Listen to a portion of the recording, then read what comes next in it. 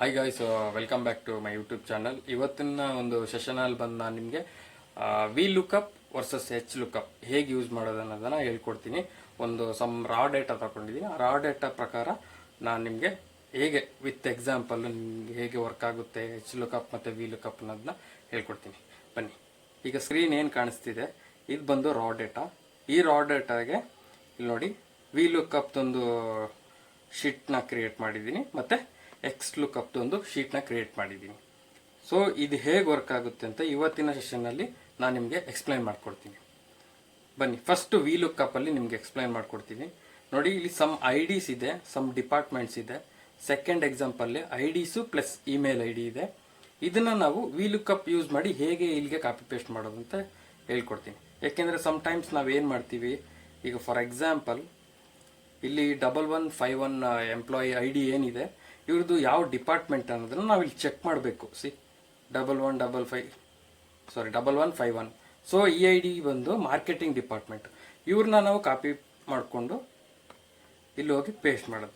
ಈ ಥರ ಮಾಡೋದು ತುಂಬ ಟೈಮು ವೇಸ್ಟ್ ಆಗುತ್ತೆ. ಹಾಗೆ ಕೂಡ ಎಲ್ಲದಕ್ಕೂ ಫಿಲ್ ಮಾಡೋದಿರುತ್ತೆ. ತುಂಬ ಯೂಜ್ ಡೇಟಾ ಆದಾಗ ನೀವು ಇದನ್ನು ಮಾಡೋಕ್ಕಾಗೋದಿಲ್ಲ. ಸೊ ಇದನ್ನು ವಿ ಲುಕಪ್ನ ಯೂಸ್ ಮಾಡಿ ಹೇಗೆ ಫಿಲ್ ಮಾಡೋದು ಅನ್ನೋದನ್ನು ಫಸ್ಟ್ ತಿಳ್ಕೊಳ್ಳೋಣ.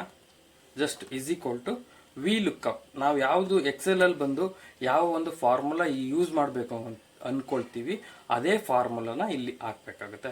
ವಿ ಲುಕಪ್ ಅಂದರೆ ವಿ ಲುಕಪ್ನೇ ಫಾರ್ಮುಲಾ ಅಷ್ಟೇ. ಸೊ ವಿ ಲುಕಪ್ ಆದಮೇಲೆ ಇಲ್ಲಿ ಕೇಳುತ್ತೆ ಲುಕಪ್ ವ್ಯಾಲ್ಯೂ ಅಂತ. ಲುಕಪ್ ವ್ಯಾಲ್ಯೂ ಅಂದರೆ ನಾವು ಯಾವುದನ್ನು ಹುಡುಕ್ತಿದ್ದೀವಿ.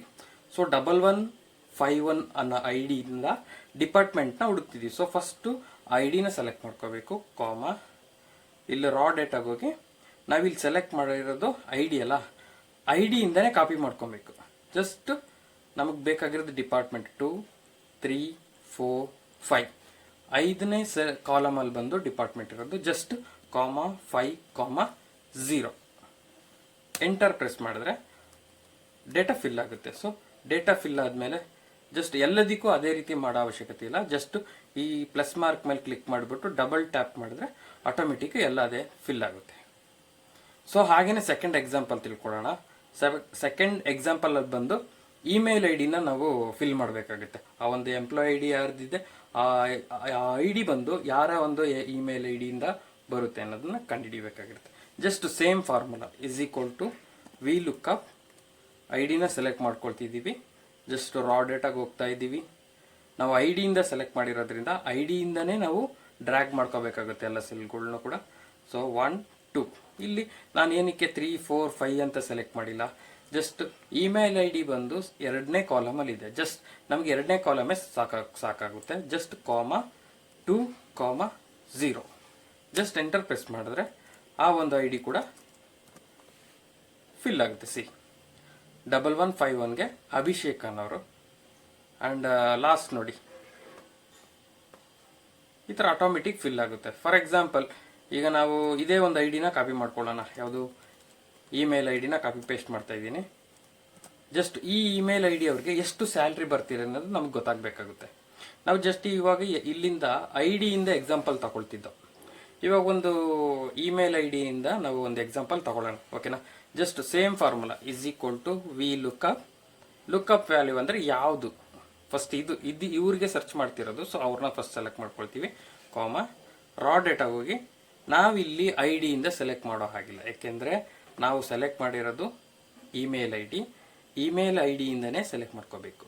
ನಮಗೆ ಬೇಕಾಗಿರೋ ಸ್ಯಾಲ್ರಿ ಅಲ್ಲ. ಜಸ್ಟ್ ಇಲ್ಲಿ ಜಸ್ಟ್ 2, 0ನ ಪ್ರೆಸ್ ಮಾಡಿ ಎಂಟರ್ ಪ್ರೆಸ್ ಮಾಡಿದ್ರೆ ಇವ್ರದ್ದು ಸ್ಯಾಲ್ರಿ ಬಂದು ಇಷ್ಟು ಬರುತ್ತೆ.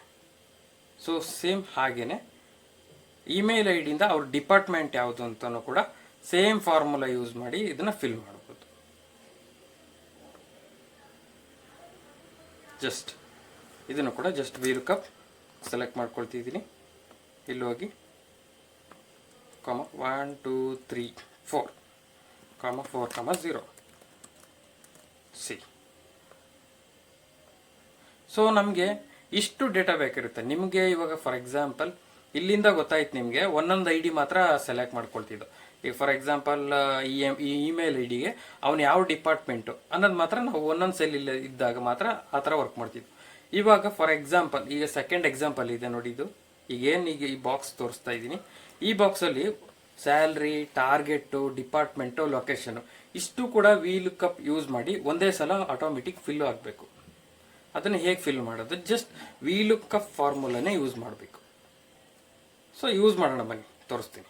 = ಜಸ್ಟ್ VLOOKUP ಮತ್ತೆ ಐಡಿನ ಸೆಲೆಕ್ಟ್ ಮಾಡ್ಕೊಳ್ತೀವಿ. ಐಡಿನ ಅಂದರೆ ಇಮೇಲ್ ಐಡಿನ ಸೆಲೆಕ್ಟ್ ಮಾಡ್ಕೊಳ್ತಿದ್ದೀನಿ, ಕಾಮ ಇಲ್ಲಿ ಬೇಕಾಗಿರೋದು ಸ್ಯಾಲ್ರಿ, ಟಾರ್ಗೆಟ್, ಡಿಪಾರ್ಟ್ಮೆಂಟ್, ಲೊಕೇಶನ್, ಕಾಮ ಇಲ್ಲಿ ಇಮೇಲ್ ಐಡಿ ಇಲ್ಲಿಂದ ಸೆಲೆಕ್ಟ್ ಮಾಡ್ಕೊಳ್ತಾ ಇದ್ದೀನಿ. ಕಂಪ್ಲೀಟಾಗಿ ಈ ಸೆಲ್ನ ಸೆಲೆಕ್ಟ್ ಮಾಡ್ಕೊಳ್ದೆ, CDEFG ವರ್ಗು ಸೆಲೆಕ್ಟ್ ಮಾಡ್ಕೊಂಡಿದ್ದೀನಿ.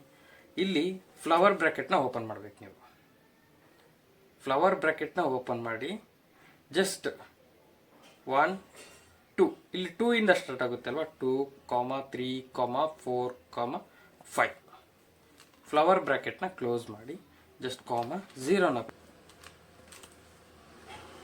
ಸೊ ಫಿಲ್ ಆಯಿತು. ಇದನ್ನು ಜಸ್ಟ್ ಡ್ರ್ಯಾಗ್ ಮಾಡಿ ಅಷ್ಟೇ.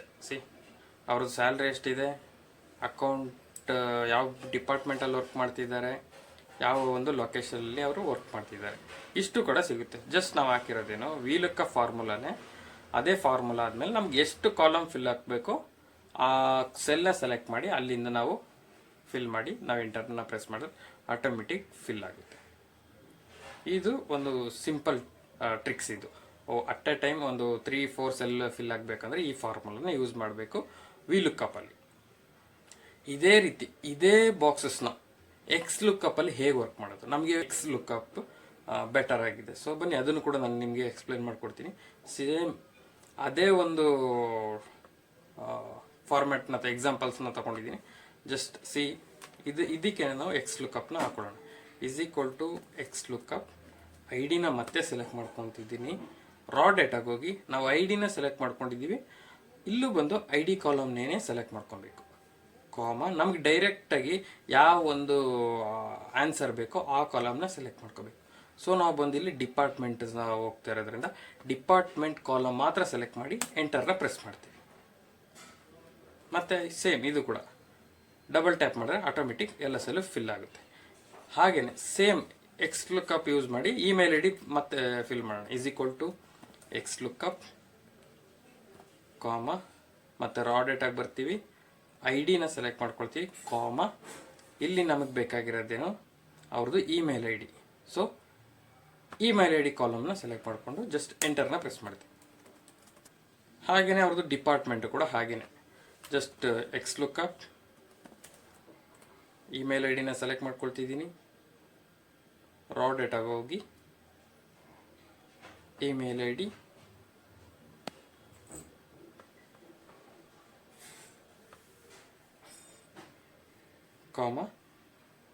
ಡಿಪಾರ್ಟ್ಮೆಂಟ್, ಜಸ್ಟ್ ಎಂಟರ್ ಡ್ರ್ಯಾಗ್ ಮಾಡಿದ್ರೆ ಎಲ್ಲ ಫಿಲ್ ಆಗುತ್ತೆ. ಸೊ VLOOKUPನ ಯೂಸ್ ಮಾಡಿ ಹೇಗೆ ಅಟ್ ಎ ಟೈಮ್ ಒಂದು ಬಾಕ್ಸ್ನ ಎಲ್ಲ ಸೆಲ್ಗಳನ್ನೂ ನಾವು ಕವರ್ ಮಾಡಿದ್ವು, ಅದೇ ರೀತಿ ಕೂಡ XLOOKUP ಯೂಸ್ ಮಾಡಿ ಕೂಡ ನಾವು ಫಿಲ್ ಮಾಡ್ಬೋದು. ಕಂಪೇರ್ ಮಾಡಿದ್ರೆ VLOOKUPಗೆ XLOOKUP ವೆರಿ ಈಸಿಯಾಗಿ ಹೋಗುತ್ತೆ. ಜಸ್ಟ್ XLOOKUP ಅಂತ ನಾನು ಫಾರ್ಮುಲಾ ಹಾಕ್ತಾಯಿದ್ದೀನಿ.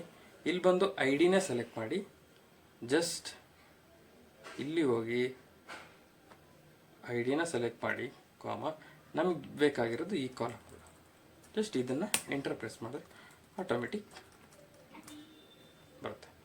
ಸೊ ಇಷ್ಟು ಜಸ್ಟ್ ಸಿಂಪಲ್ಲಾಗಿ ನೀವು XLOOKUP ಮತ್ತು VLOOKUPನ ವರ್ಕ್ ಮಾಡ್ಬೋದು. ನಿಮಗೆ ಕಂಪ್ಯಾರಿಟಿವ್ಲಿ XLOOKUP ಬೆಟರ್ ಅಂತ ನಾನು ಸಜೆಸ್ಟ್ ಮಾಡ್ತೀನಿ. ಈ ಒಂದು ವಿಡಿಯೋ ನಿಮಗೆ ಇಷ್ಟ ಆಗಿದರೆ ದಯವಿಟ್ಟು ಸಬ್ಸ್ಕ್ರೈಬ್ ಮಾಡಿ ಚಾನಲ್ನ, ಹಾಗೆ ಈ ಒಂದು ವಿಡಿಯೋನ ಶೇರ್ ಮಾಡಿ.